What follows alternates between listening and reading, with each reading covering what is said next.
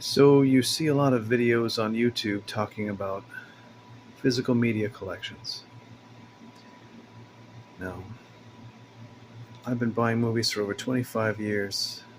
I've walked all over the place. I've walked sometimes 6 hours, sometimes 10 hours, stopping at every store along the way, in pharmacies and dollar stores, trying to find movies. Now, I recommend that what you do is if you're going to buy Blu-rays and DVDs nowadays, you make sure you've got a nice computer with some surround speakers, right? So that way you can have the full effect of being like at the cinema with a nice big screen and surround sound. And you back up your movies to the computer so you can watch them like you have your own Netflix. Now, what I use to back up my films, first of all, there's this thing called Make MKV.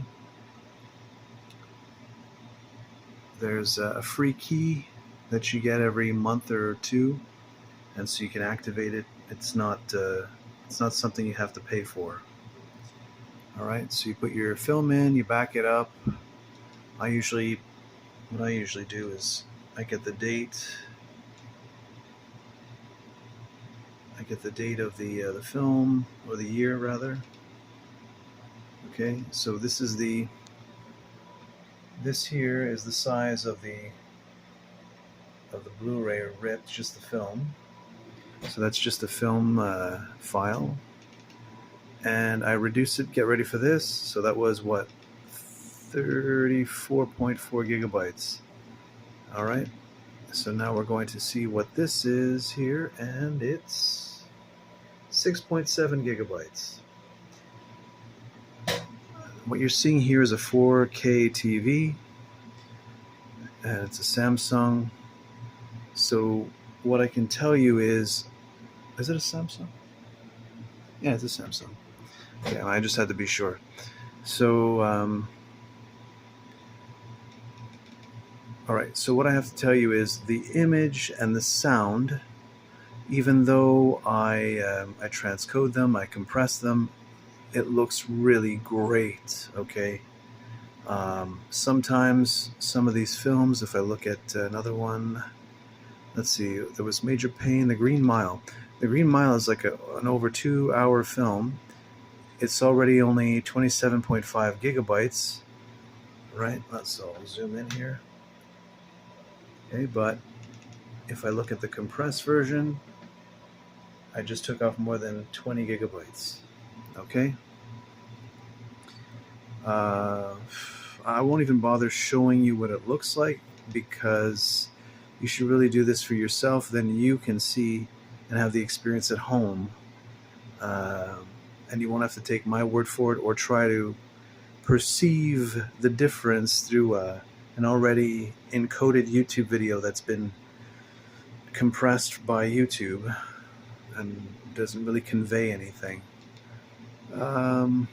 Okay, so right now, so once you've used Make MKV, which I showed you a moment ago, and you have the ripped movie or whatever video file you want to get off the disc, then you use something called Handbrake. So that's Handbrake. It's free. All the tools I'm using are free. Okay. And so what you do is you throw you drag and drop the video into this window.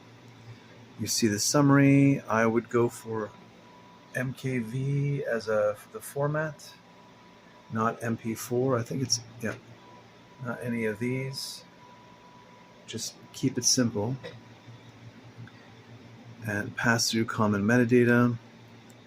The dimensions, I try to shrink this down a little bit, but I'm telling you, the image quality the difference is imperceivable unless you've got your eye right up against the screen. Okay. anamorphic, optimal size, and allow upscaling. Okay, so you can see the storage size and the display size, and then what I shrink it down to, it should be 1280 by 720. Okay, when it comes to filters, it's not necessary to use filters unless you have like a what's called detelecine, which is this effect where, if you know anything about interlacing, interlacing is basically like, if you think of a basket and how it's woven together, if you take two images and you make one line on top, like the first line is from, let's say, frame one. Like, you know, you understand about animation, you understand about cells of a movie, right? Like it's one image. So when it comes to interlacing, you have like line one would be frame one, line two would be frame two, and it just saves on, I guess, processing.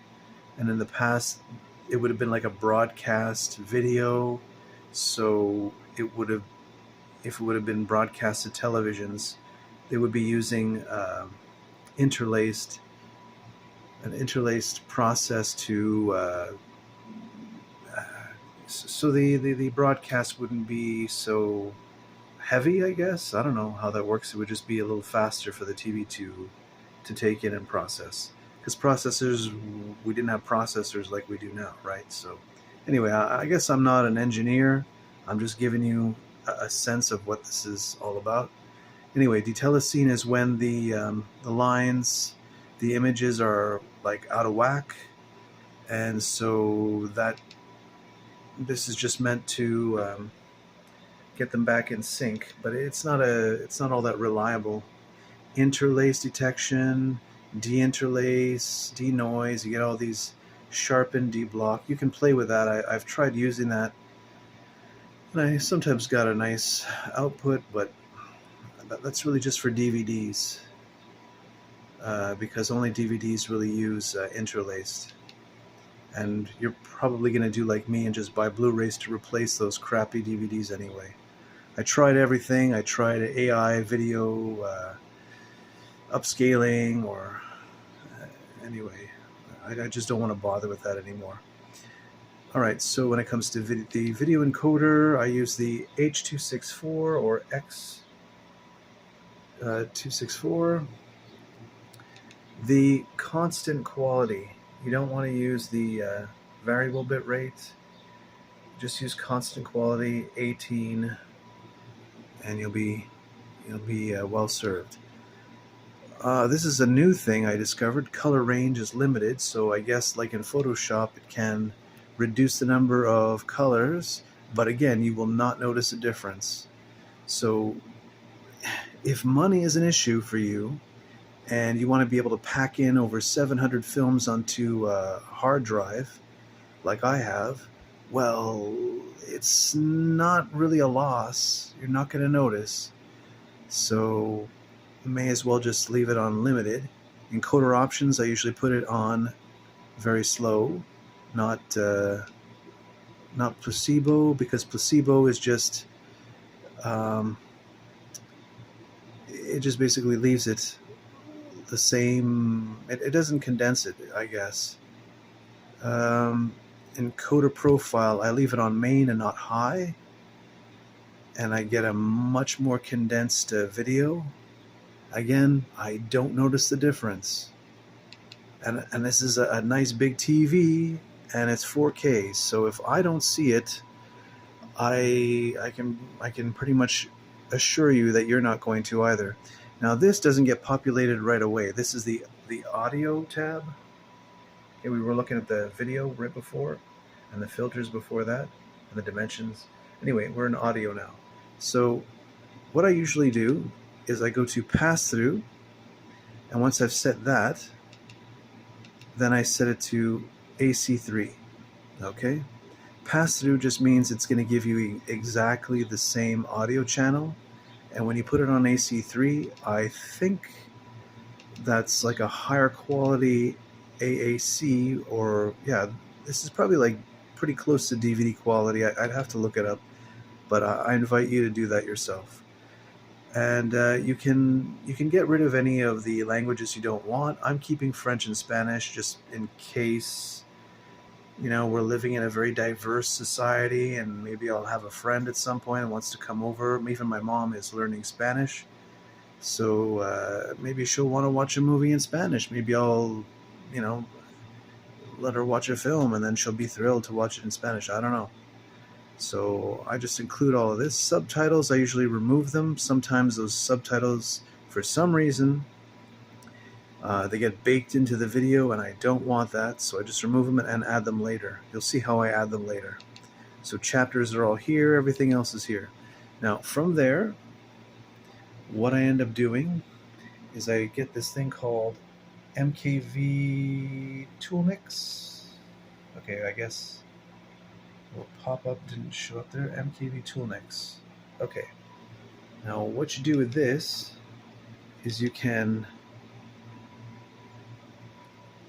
take something like here. I'll take, Miami Vice isn't done yet, so I'll get The Lost Boys. I just got this. Okay, so I take this here, I drop it in here. Okay, drop. Now you see, this is the main video file, or the video. It's all the same file, but I mean it's the video component. Then you have all the audio. And then you have the chapters, and then you have this weird thing, entry. You can just remove that. I'm using a remote control. It's not very practical for this kind of really targeted, focused clicking here. Okay, now having done that, so this is the smaller file, okay? I go back and grab the bigger file because I keep both at first, and I just drag that over into the same window. Okay, and then I don't care about any of this. So now I've got two files. They're basically the same thing, except one is the condensed version, the other one is the original. I mean, they're both condensed, but one is more so than the other. So the one that I condensed more is up here, and this is the one I got off the DVD, okay? They're both compressed. They're not raw video, and you don't want to get into that. That's going to be huge. So I just turn off the video for the very large file. I do the same for the audio. Oop, I'm trying to get it, but I'm using this remote, and it's not fun. Now, here you have the subtitles. I removed the subtitles before, right? So if you want to keep all the subtitles, they're very light. You also get so it's not going to be a problem for your output. In the end, you'll get a pretty condensed and small file. So here you have the chapters. The chapter markers, you don't need two of them, all right? And so what I do is I just make sure that, okay, so I would go here, for the video, I just make sure that it's not in the wrong language as a default. And then I would go here, and I say do not add any extra compression. And usually for this, to save myself a bit of trouble, I'll just put in 16 by 9. And I'm not going to actually go through with this process, but all right, this is the other tab, but I'll just show you what it looks like, how you can work with this. So input, then output. You put the title here. So in this case, it would be The Lost Boys, 1987. I usually do that, put that in brackets. Okay, just like this. I get that information off of IMDb, which is the International Movie Database. So that way I get something that should be accurate for the year. And I also change the language here to English, once again. Okay, so that was English, in case I didn't capture that. It's the same thing like the other window, the other pop-up window was the same. So attachments, this is where it gets interesting, okay? So what I do is I scan all my movie covers so I have a nice catalog.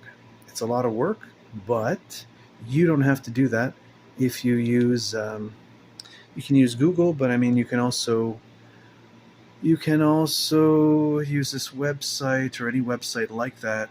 The website I'm thinking of is DVD cover, not plural, .com, dvdcover.com. And so from that website, you can get covers. You don't need anything that's high resolution. You'll want to put that in the Paint software in Windows. If you have Photoshop, even better. And I usually make, I think it's the height of the image that I make 520 pixels.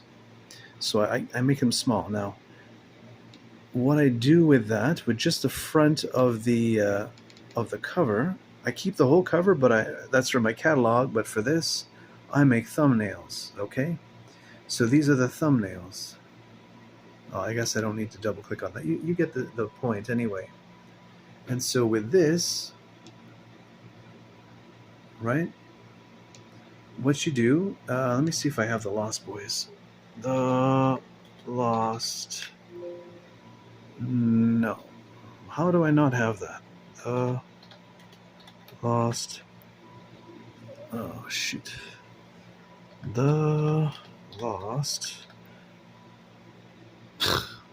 okay. This is a nightmare. It's got to be here. There it is. Okay, good. So just to show you, you drag that and you, oh crap, what happened?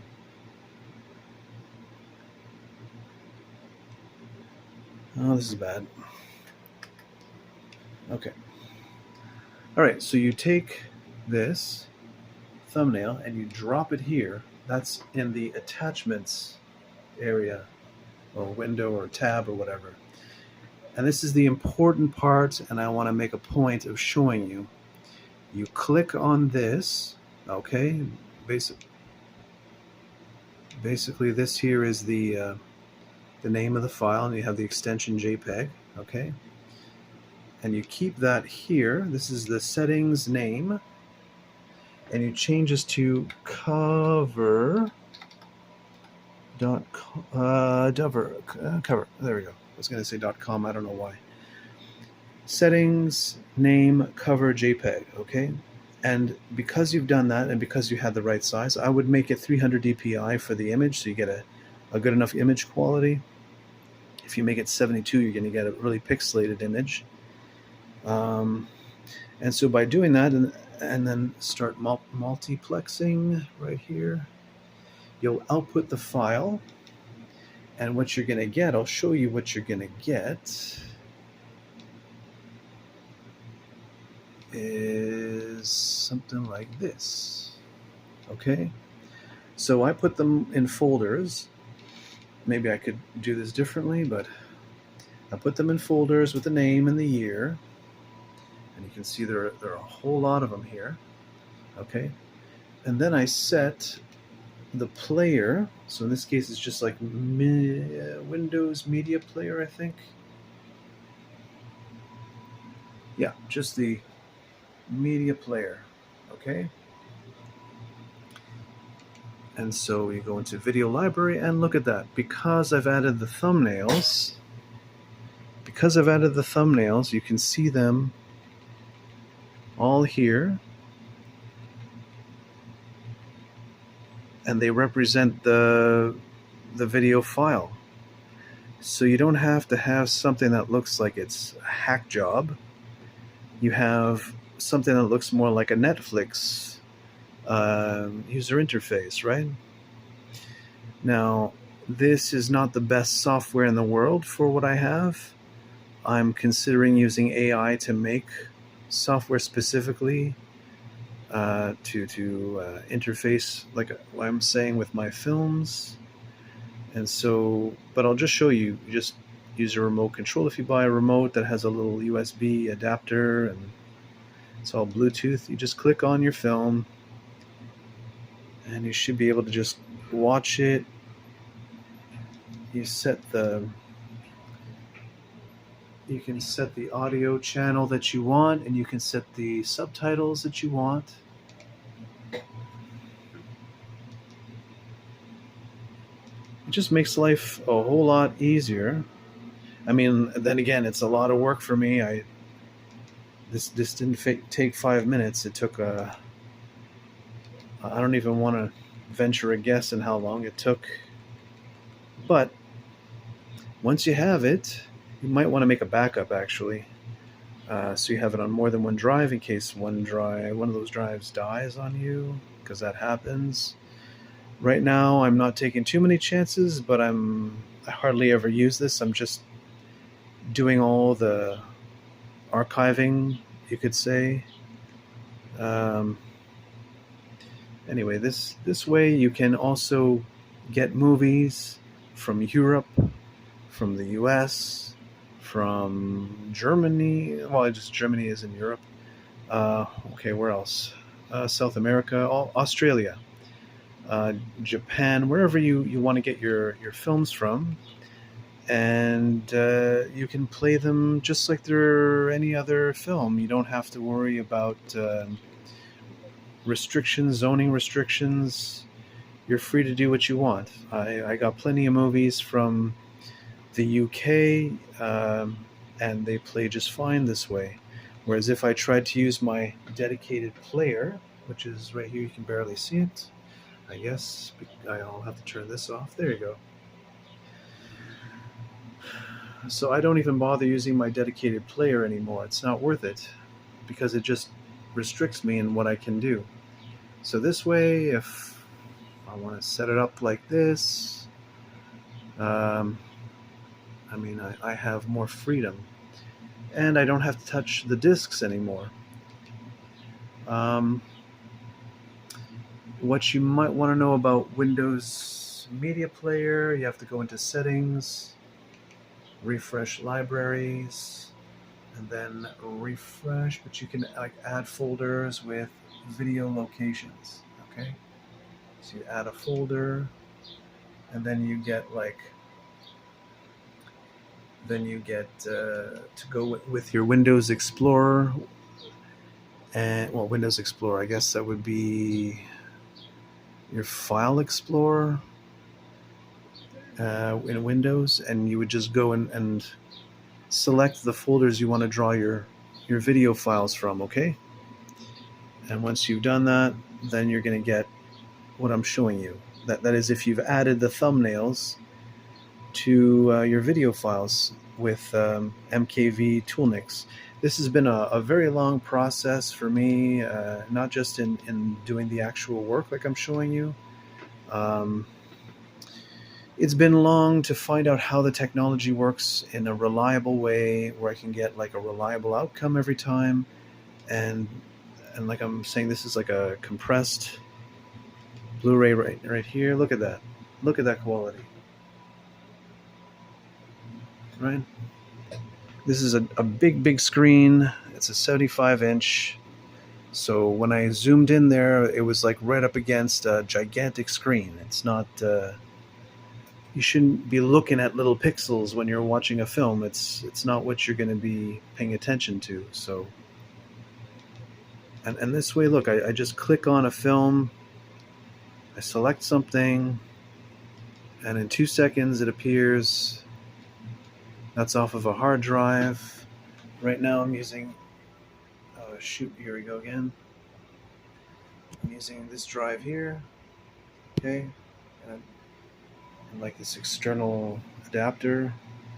And the reason I do that right now is because I have too many drives already on the computer, and I'm just adding films to that until I need to switch to another hard drive and add more. There's a lot going on here. Yeah, so that gives you an idea, if you're getting into collecting movies, how you can organize. I'll also show you. See, I have speakers back here on the ceiling, and I bought this kind of like sleeve from AliExpress, and I just set it up so it goes all the way across the wall, all the way down to the bass speaker here, and it's all connected to the computer, right? This way I can have 5.1 surround sound. That's 3 speakers in the front, one in the middle, one over there to the right, and then 2 in the back that I showed you. I don't want to show you too much of my place here, but anyway, so yeah, you can see I added a film from my childhood, Care Bears movie. It's not something I've even watched yet, but it's just to hold on to the pop culture that is otherwise being erased, forgotten. I like to have a context where my life story it still makes sense to me, and I can show somebody where I'm coming from, right, culturally. So if I have someone over and they don't know anything about, I don't know, The Exorcist, so many young people don't know The Shining, and I understand. I mean, there was a point before I started buying movies, I didn't know movies. I thought I knew movies. I thought I rented films and went to the cinema and had seen plenty. And even now, with all the movies that I purchased over the years, after 25 years, I've got a bunch. Um, have I even watched all of these things? No. And by the way, do not, if you can avoid buying DVDs at this point, just like don't even bother anymore, because you're always taking a chance. This one here, I really want to have it on Blu-ray. It's called Top Secret. It's with Val Kilmer. It looks like doggy doo, a dog's breakfast. Just all blurry, and you can't really tell. Oh, that sounds good though. You can't really tell looking at it like this on a YouTube video recorded with my phone, but it looks bad. Anyway, so you see you understand some of my process here when it comes to backing up movies. And this way, instead of having a shelf that anybody coming over to your home can pick off of, steal from you, anybody can just manhandle your discs and break them, scratch them, ruin them, and then you have to go through hell walking around like I have to stores, searching for hours on eBay or Amazon and all these websites. Instead of all that headache, you just have them on your computer, right? Oh, I want to watch Shortcut to Happiness. Here you go. 2 seconds. The film starts. It's just like Netflix. I have all the convenience. This one's a DVD, by the way.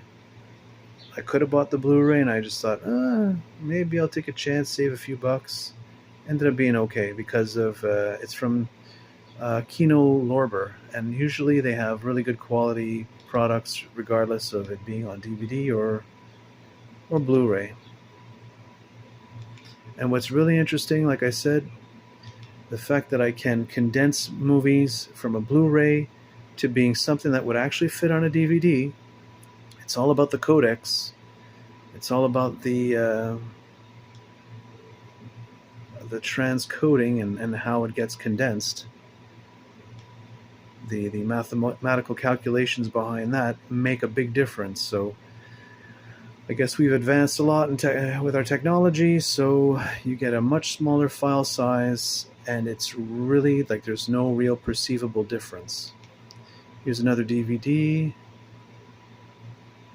What's this one called? It'll tell me in a sec, I guess. Come on. Sometimes it's a bit slow because the hard drive might be asleep, so it doesn't eat up power. And oh, the TriStar. Yeah. Pegasus. Oh man, that takes me back.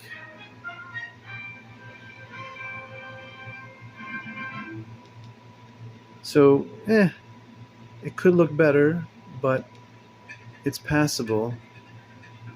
What I look for is distortion, and then the whites are really blown out, and it's not great. But if you sit far enough away, Kirstie Alley, I think is her name. She's passed away, that actress. Anyway, if you sit far enough away from the screen, you won't notice any of this. It won't really matter. But if you start getting Blu-rays, I'm just going to warn you, you might get picky like I've become. And then Romancing the Stone, it hurts because it looks terrible. It's a big movie, and yet there's no care given to these things. I don't understand Hollywood. I understand, okay, there's ownership of intellectual property, and everybody's trying to make money. They're not trying to do humanity a favor or anything, but some of these, this one looks okay in some parts, and then looks like SHIT elsewhere. Like when you have people far away, it's all blurry, it's weird. Anyway, I guess I might be a little picky these days. I used to think it didn't matter too much, but once you get into Blu-ray, I bet it'll be worse with 4K. Yeah, it's just, I don't want to ruin my whole collection that I've injected so much of my energy and money and time into. Just, I don't want to throw it all away just to replace it with Blu-rays. That would be a shame. But I'll try to appreciate what I have and thank God, right? Sometimes they look great. Look at this. The way it looks to me is just flawless. Okay, this might not be the best movie to show. It's not pornographic as far as I know. I have never watched it. There's so many I haven't watched.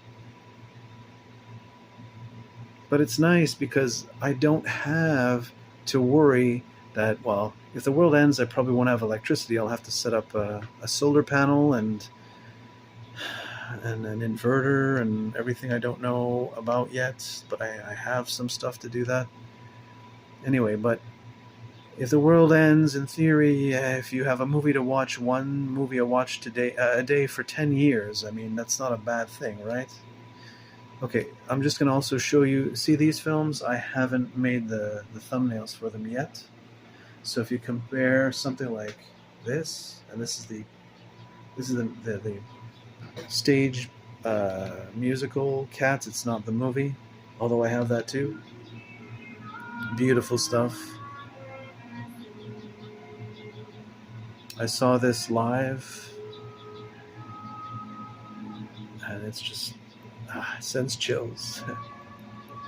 Chills. All right, so yeah, I buy movies to be intellectually stimulated, to be distracted when I need to be distracted before bed.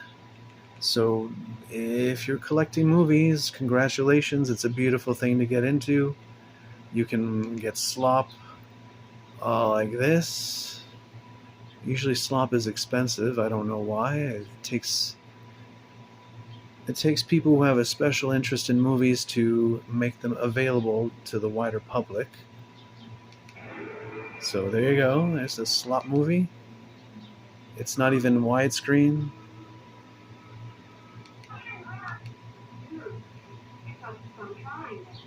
It's like Creatures from Outer Space. Anyway. So, again, if you're getting into film collecting, congratulations. It's a whole world. It turns your TV into a window into all kinds of imaginary fantasy worlds. Sometimes it's informative. You can get a documentary. One of my favorites. I'm just going to indulge in this for a sec. Since it's my video. I love Amazonia. This little monkey is so precious. I can't stand it. Look at this little chocomoco. Oh, yeah. And then They're like little people in pajamas. Look at that.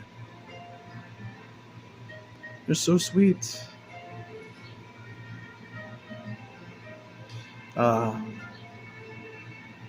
if anything makes the TV watching experience fun, it's like this huge like nature scene, amazing. Oh, grumpy monkey. Anyway, so that's it. I hope this helps you and gives you an idea of how you can set up your films so that you have the masters, which you keep preciously in bins or whatever you want to protect them and keep them out of harm's way, keep them out of people's grubby hands if you have guests over, so they don't just borrow your stuff and never return them, or return them but damaged, or return them in like a year and then your collection is Swiss cheese, right? So you don't even know what you have anymore. And hopefully also gave you an idea about cataloging your films, because if you have 2 movies, you're going to remember what they are. But if you have 9,000 movies, then you won't be able to keep track anymore, and you'll end up making the mistake of buying the same movie twice because you'll see, oh, it's on special, right? And then you'll jump on it and you'll realize, oh, that's $5-10 that I didn't need to spend, and I feel like an idiot. So you avoid that. You can also make a written list. That would be practical too, but when you see this, you understand instantly what you have. Like, I don't need to read Wreck-It Ralph. I know this is Wreck-It Ralph. I can see the thumbnail, right? So it's also kind of nice, the aesthetic of seeing all of your films, the feeling of accomplishment. You've done something, you built something. That's how I feel when I look at this. So anyway, you're a collector, you appreciate that. Anyway, so hopefully I'm going to stop here. Hopefully I've given you some ideas and I've shown you some of the technical steps that you have to take. This is still running here. I got Miami Vice and Inside Man, both off of Blu-rays. And so hopefully I've given you a practical idea of how to get yourself organized so that you can really enjoy the movies you collect. All right? So I'm going to leave it there, and I guess thanks for tuning in. Take care.